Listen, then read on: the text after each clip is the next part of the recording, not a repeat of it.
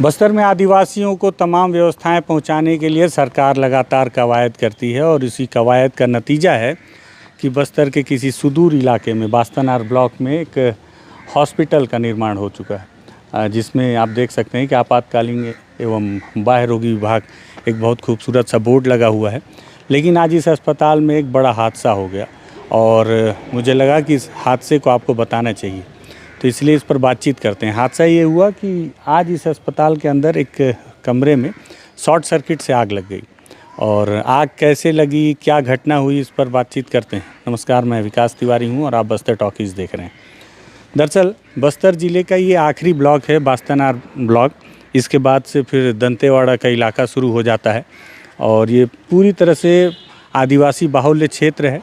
और यहाँ से जगदलपुर का जो मुख्यालय है वो लगभग 40 किलोमीटर की दूरी पर है। यहाँ बताया जाता है कि आसपास के क्षेत्र के जितने भी ग्रामीण हैं उनके लिए यही एक बड़ा अस्पताल है जहाँ उन्हें इलाज की सुविधा मुहैया करवाई जाती है। और इस अस्पताल में आज सुबह तड़के मरीजों ने अचानक देखा कि एक कमरे से धुआं निकलना शुरू हो गया। धुआं निकलते धीरे धीरे वो धुआं इतना तेज़ हो गया, तब लोगों को समझ में आया कि उस कमरे में आग लग गई है। शुरुआत में जो फायर ब्रिगेड के जो वैकल्पिक सामान होते हैं उसकी मदद से यहाँ सबसे पहले आग बुझाने की कोशिश की गई और जब उस पर काबू नहीं पाया जा सका तो फायर ब्रिगेड को बुलाया गया। चूँकि यहाँ से जगदलपुर 40 किलोमीटर दूर है तो फायर ब्रिगेड को यहाँ पहुँचने में 1 घंटे का समय लगा। 1 घंटे पहुँचते तक तो यहाँ की सारी स्थितियाँ बदल चुकी थी।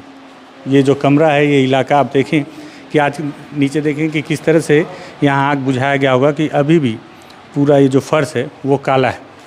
और इस तरफ में बताया जाता है कि इस कमरे में आग लग गई। पहले घटना बता दूं कि कैसे कैसे हुआ, फिर उस पे कारण पे भी जाएंगे। ये कमरा है जिसमें इस पूरे हॉल में दवाइयाँ रखी गई थी और यहाँ के मरीजों के लिए, साथ ही साथ कुछ महत्वपूर्ण दस्तावेज भी यहाँ रखे गए थे, जो कि यहाँ के बीएमओ अरिजीत चौधरी जी ने, हमने फ़ोन पर जब उनसे संपर्क किया कि क्या कुछ नुकसान हुआ तो उन्होंने बताया कि यहाँ दवाइयाँ रखी गई थी, कंप्यूटर थे, महत्वपूर्ण दस्तावेज थे, वो सारे जलकर आप देख सकते हैं कि राख हो चुके हैं, अभी किसी काम के नहीं बचे। बहुत मुश्किल से इसे दीवार को तोड़कर फायर ब्रिगेड वालों ने आकर पहुंचकर इसे आग पर काबू पाया, लेकिन तब तक बहुत लेट हो गया था। इस भवन की छत बता रही है कि आग कितना भयावह रहा होगा, कितनी भयंकर रही होगी, क्योंकि पूरी छत जो है वो काली हो चुकी है।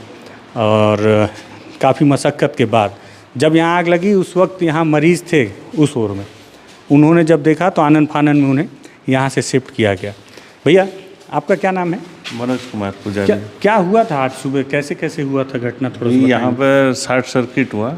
अच्छा, अंदर में। हाँ, उसके बाद आग लग गया इसमें। अच्छा जी। तो आग लगा तो उस समय कितने मरीज रहे होंगे यहाँ पे? मरीज ज़्यादा नहीं थे, बाकी मेल वार्ड उधर है तो उधर शिफ्ट थे, इधर कम मरीज थे और स्टाफ वाले थे इधर। अच्छा, तो अभी यहाँ है क्या बिल्डिंग में मरीज? अभी मरीज नहीं है, दूसरे तरफ शिफ्ट कर दिए मरीज को। आग लगने के बाद? जी जी। तो फिर तुरंत कैसे बुझाया इसको? तुरंत फायर ब्रिगेड को कॉल किए, पुलिस वाले को फ़ोन किए। यहाँ से जो स्टाफ थे वो कोशिश करके देखे, नहीं हुआ, आग बहुत तेज़ हो गया था। अच्छा, इसलिए फायर ब्रिगेड को बुलाया गया। 2 गाड़ी आई थी, फिर 2 गाड़ी आई तब जाके आग बुझी। जी जी। और ये पूरा दवाई वही सब जल गया? पूरे जल गए। ये फोड़े भी इसीलिए हैं जी दीवार को जी अंदर से? ये फायर ब्रिगेड वाले फोड़े इसको पानी डालने के लिए, वही लोग फोड़े और इधर से डाल के आग को बुझाए। और कोई नुकसान तो नहीं हुआ? और कोई चोट नहीं, कहीं चोट चपेट में तो नहीं। अच्छा जी। स्टाफ में क्या महिला नर्स भी रही होंगी? जी जी। तो डर गई होंगी वो? हाँ, वो तो डर गई। जी जी। अच्छा, आप भी थे उस वक्त? हाँ, सुबह थोड़े लेट से आए हम लोग। अच्छा, जब आए तब तक आग लगी हुई? हाँ, लगी हुई थी, आग लगी। फिर आप लोगों ने भी बुझाया? जी जी। ठीक है।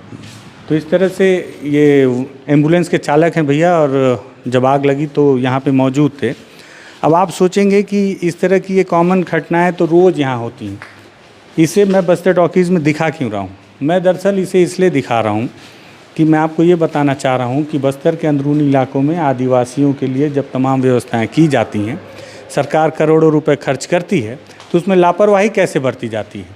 लापरवाही ऐसे बरती जाती है कि कोई भी जो शासकीय भवन होता है उसमें जब वायरिंग का काम होता है या विद्युतीकरण का कार्य होता है इस तरह से, तो वो विद्युतीकरण का कार्य के लिए पीडब्ल्यूडी के द्वारा एक विद्युत यांत्रिकी विभाग है पीडब्ल्यूडी में, उनके द्वारा इस सारे कार्यों पर नज़र रखी जाती है और ये कार्य भी उन्हीं के द्वारा संपादित किया जाता है, पूर्ण किया जाता है।